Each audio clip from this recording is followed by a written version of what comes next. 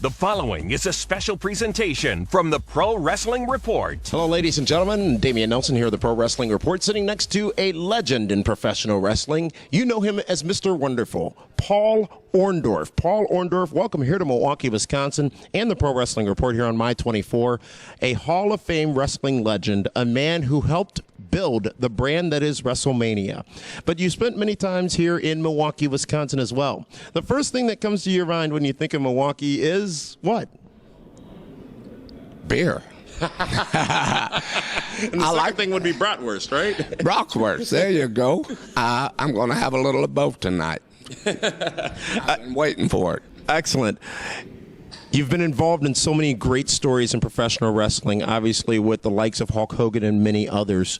What do you think is it that really defines your legendary career? If you had to think back to those 3 or 4 moments in professional wrestling that made Mr. Wonderful synonymous with wrestling and top of mind with all the fans out there, what would you say they were? I think it had to do a lot with my desire and worked hard. I was told that by the old timer, you know, that you go out there and those people work hard for their money. They work by the hour. They work hard, and you give them your money's worth.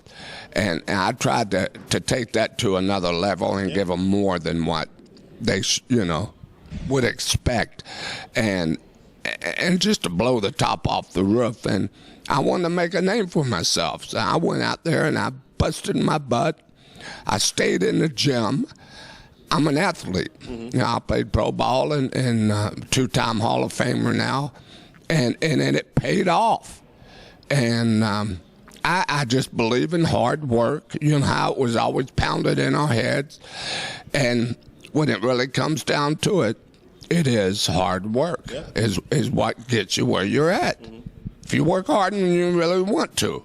And one criticism that's been levied on a lot of stars of today in professional wrestling, and there's no doubt the business has changed substantially from not even 10 years ago, but 15, 20, 30 years ago. The business has changed, and it is much more of a business now, but arguably the wrestling business is not as big as it was when you were involved in it. What do you attribute that to? Today's stars, they definitely come from a different mold with the territories not being around as much as they were in the past, so a lot of stars are seemingly created as opposed to the athletes that you are. Well, and you pretty much said everything.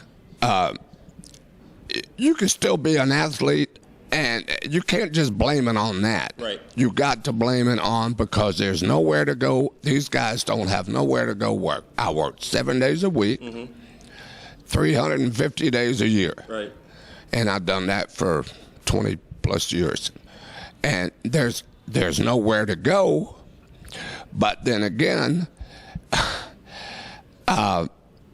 with the whole attitude of wrestling now and where it is, it's not the same. They really don't put the effort, to me, the effort and the psychology there's in it. There's psychology in this. See, we're part psychologists too. Right.